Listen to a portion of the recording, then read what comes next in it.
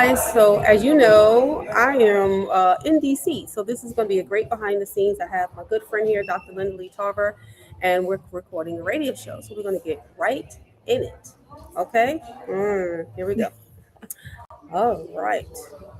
Good morning, good morning. Wake up, good morning. It's a wonderful and beautiful day. I'm Pastor Geraldine Denny. And family, today's conversation is going to require maturity, honesty, and courage. Black History Month 2026 brought us to the White House. And I'm grateful. It was my second time at the White House, but not as spectators, not as tokens, but as voices, leaders, and faith representatives and thinkers. And when some people saw that, they were very uncomfortable. So today I am joined by my very good friend, civil rights advocate, Sunday school teacher, author, and unapologetically a conservative voice, Black Voices for Trump, Black Americans for Trump, Dr. Linda Lee Tarver. And we attended the White House National Black History Month event together. And we're going to talk about what we saw, what we experience, and the narrative that continues to follow President Trump. Our theme verse today comes from Proverbs 18 and 17. The one who states his case first seems right until the other comes and examines him. So let's examine that today. Dr. Tarver, I want to thank you again for joining me. Thank you You so have much. been a friend to the show, a friend to me, and I'm just grateful. I'm grateful. I love you, Pastor Jay. It is a pleasure to be on your show today. I'm honored to be traveling with you to our nation's capital, and I'm grateful for that. Well, I want to thank you for taking the time out of your day. We're in a hotel lobby Yes, right we now. are. Yes, we The are. Watergate of The all Watergate, places. the Nixon, all the president's men, Nixon, Watergate Hotel. So it's a beautiful hotel. It has a storied past, but other than that, it is a beautiful place. So, Dr. Tarver, we walked into the White House during Black History Month. What did you see that America didn't see on social media? So this is not my first time, and I'm honored to be invited for each year that President Trump has been president. So starting in 2017 and all the 4 years that he was president before, and honored again last year and this year to be invited.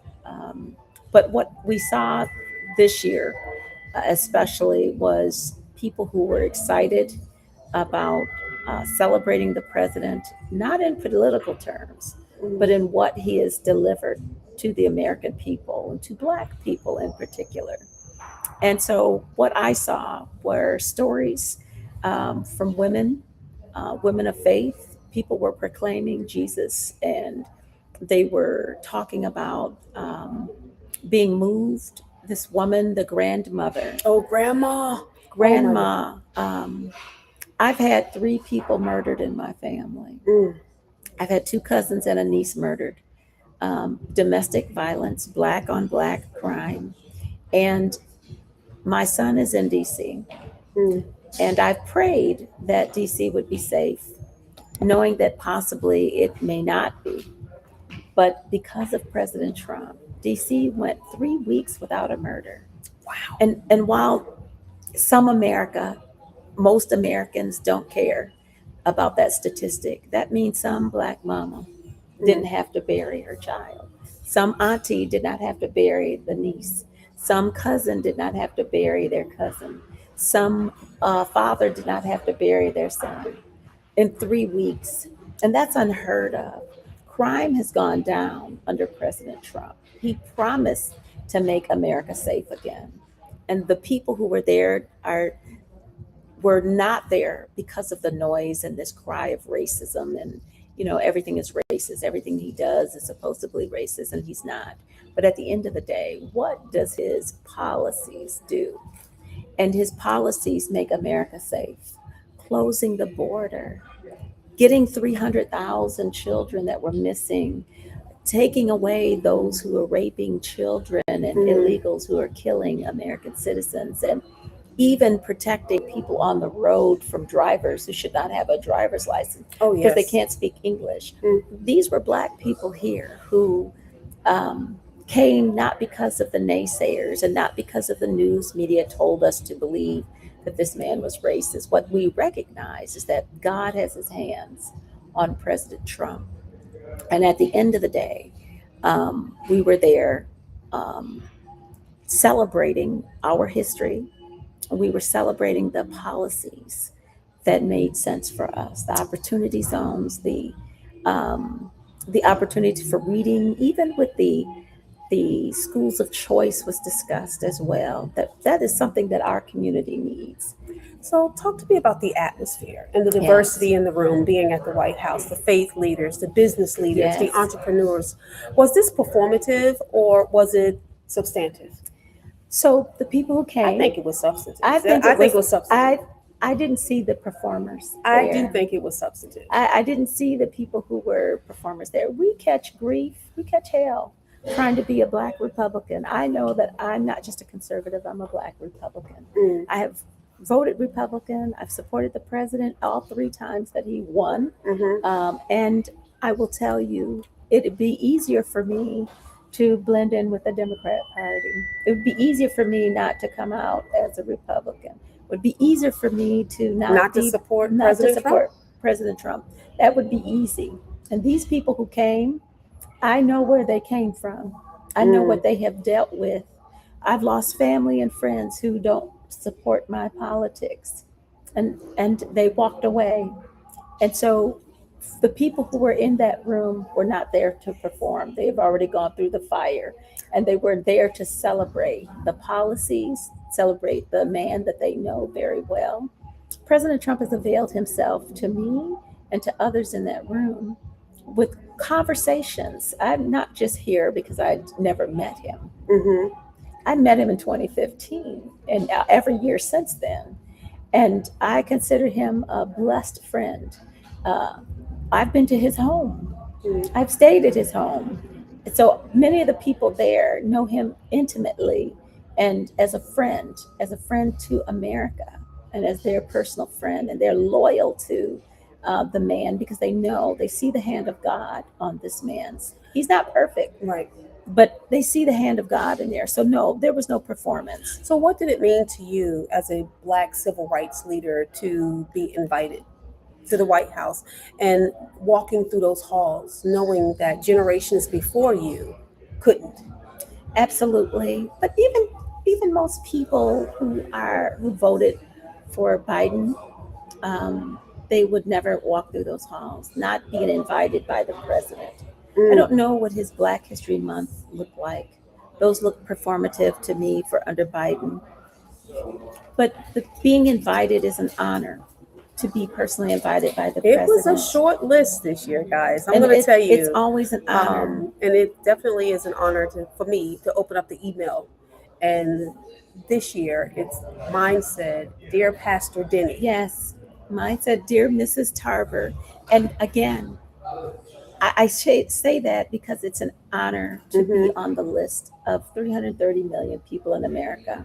77 million people voted for him, significant number of Black people there. And I was one of a very few people To be to invited be to the White invited. It was an honor. But even more so, when you go as the invitation to the president, it's not a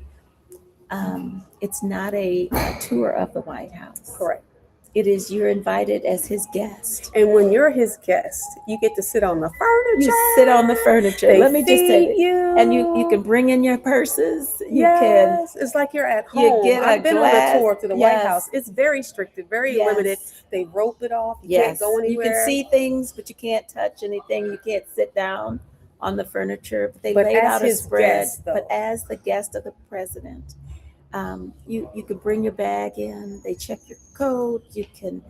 It's not a tour. It is a guest of the president of the United States. Did you sense sincerity in the administration acknowledgement of Black contributions? Absolutely. They highlighted several people. One of the people there was Dr. Ben Carson, who's not been forgotten. He worked in the first Trump administration as the HUD secretary, and he recommended Scott Turner, Mhm. Secretary Turner, to President Trump, a man of God, a preacher. And so both of these brilliant men were there. He highlighted women. He Like Kelly highlighted Mitchell, a lot of women. Alveda King, Yes. King, and others. Kelly Mitchell is a friend of ours, Mhm. She part of is. She Leads America. And so is Dr. and Alveda Dr. King. Alveda King, Mhm. and beautiful women of God who who are working for the administration. And yes, there are Black people who are working for the administration. And Lynn Patton, A who was lot of there, a lot of Black black women. women and men working for the Yes, administration. Bruce absolutely. Lavelle, Bruce whom we know, Lavelle, Bruce a Lavelle. very dear friend. Yes. But again, there were so many of his staff and people who work for the administration are there who are really instrumental in implementing the vision that God gave President Trump on the campaign trail. And you don't see them because people are not looking for them. You know, people would think that he doesn't have any Black people working in the administration. He has a lot. But Tons. unless they are like this cabinet secretary, which he doesn't play tokens, he looks for people who are well qualified and loyal to the vision, not just to him, to the vision that he had cast. And so I say that there are so many Black officials that There were are. there that it blessed my heart, and they love Jesus. And this That's is the part that that's I the love, difference. that This they is the love difference Jesus. between the previous administration and this one. Mhm. These people I know, and I Mhm. know that they love the Lord, and they are unashamed of the gospel of Jesus Christ. And when you go into the White House, the Biden White House, I went there on a visit, Mm. and I've seen some of the salacious things on the men going topless with their new breasts under the Biden administration. Um, People doing, the bearded ladies kissing his hand during Juneteenth, and Oh, not Trump's hand. no, this is No. Biden, under Biden. But you go into the Trump White House, and it is a spirit of excellence. It's the spirit of God. It is welcoming, and it is a beautiful thing. And so, I I will assure you that the name of Jesus was lifted up. You can look at it and view Mhm. it, but the name of Jesus was lifted up, and it was excellent. I saw one of the official White House photos, Yes, and I was in it. yes, you were. I was like, look, I know that. If people, I didn't even know it. Someone sent it to me. Yes, And I said, who do you see? I'm looking. Wait, that's me. yes. But it was wonderful. You know, guys, we're so quick to critique rooms that we've never entered. But proximity changes perspective. Yes. We're going to take a break. Don't go anywhere. Don't touch the dial. You're listening to Today with Pastor Jay. Okay, this is my behind the scenes. I'm getting ready to go back in. So, Mark, here we go. Welcome back. Welcome back. You're listening to Today with Pastor Jay. And oh my goodness, we had such a great time at the White House with Dr. Linda Lee Tarver. And Dr. Tarver, let's address the elephant in the room. Yes. There are people, including some in our own communities, who believe that President Trump is racist. Yeah. It's Black History Month. Let's talk about that. But he wasn't racist until he became a Republican. When he was a Democrat, hanging out, with all the Black civil rights leaders and everything at that time in New York, no one accused him of being a racist. Correct. But you've worked in civil rights spaces for years and you've seen discrimination up close. Yes. From your perspective, where does that narrative come from? So from the left, the narrative to diminish and to fear, to cause fear for voting for policies that might uplift Black people or to vote for a Republican. Mhm. Democrats have used racism as a switchblade to cut and to cause fear for people. And unfortunately, it has worked in many instances. They've repeated that mantra, but it has been diminished. I'm not going to call someone racist who has not demonstrated that they are been racist. So I dismiss it until someone shows me that they are. But even racism in itself, honestly, racism has been manifest in school districts. The DC school district, since we've been here, the Washington DC public schools have said that they're going to cut reading, cut hours in reading, teaching reading. It is beyond fathom that you can have a predominantly Black district when people cannot read.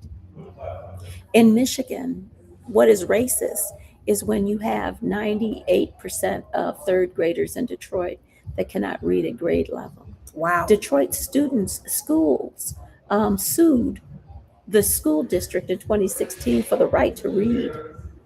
Speaking of reading, Dr. Ben Carson, of course, Yes. he talks about his story often and how he was a horrible student and he couldn't read, and he's such an advocate for reading.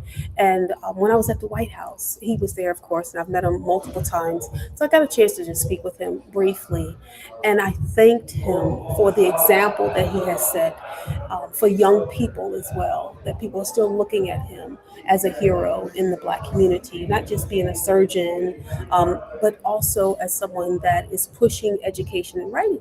And as I was speaking with him, he told me, he said, the key to equality is excellence. Yes. And when you are excellent, no one can deny you. And last night, I prayed over the Black Conservative Federation. They had their Yes. 10-year event, and they had asked me to pray. And of course, Dr. Ben Carson was attendance. And I mentioned that quote again because it's so true about excellence, because we're not perfect. That's right. But we definitely should have the spirit of excellence. And I saw him and I spoke with him, and I said, again, after the event, I said, I used your quote, Dr. Ben. And he said, I can't believe you remembered that. I said, anything that has excellence to deal with it, I absolutely love. When we walked in that White House, it was just Excellent. excellent. It was excellent. It was excellent. But do you believe that the disagreements on policy automatically point to racism? People think, oh, because we disagree, he must be racist. But he's excellent, right? And what he does. We're dealing with wickedness in high places, Ooh. and we're dealing with hypocrisy and hypocrites, apostates, liars and deniers. Well, just tell us what you really think. I know that's Tell us what you what really we're think. dealing with, and people are being manipulated. We have in this nation the righteous, the wicked, and the unsaved. And so you've got people who are unsaved, who don't know the gospel of Jesus. You've got the wicked who are conspiring against anything that God is trying to do. And then you've got the righteous, and even some that consider themselves righteous. Well, how are about the afraid. Black Christians who feel torn between faith values and party loyalty? Because they're afraid and they have chosen to believe the lie. Mhm. And so that's the issues that they've chosen. Deontay, come over here, pop your head in. So we're live right We're now, live. Recording, and I want to just get his face on camera when he comes over here. But But yeah, people choose to believe the lie. Mhm. And when they choose to believe whatever they want that fits their narratives. If you choose to believe that Donald Trump is racist, no one can convince you otherwise. that's And true. it's not going to be up to me, but I will tell you that I will believe what the Lord is doing. And I believe the policies that he's put forth. I believe the results that we have, because the results speak for themselves. Do you believe that so many Black conservatives are dismissed or attacked? They're attacked. Oh yeah. Dismissed and attacked. Why do Oh no, I posted I did not believe that President Trump posting a 2020 election video. Mhm. At the end of that video was a monkey face of Mhm. Obama and Well, it was Michelle. posted the by a Obama. staff member. But it was Right. posted by a staff member who was subsequently fired. But my point is, it was at the end of a video. And I don't believe that he went to the end of the video to look at it. But it was not a monkey face. But the lies that were generated and the lathering of that to dismiss this man altogether, to perpetrate, he's a racist. The word racism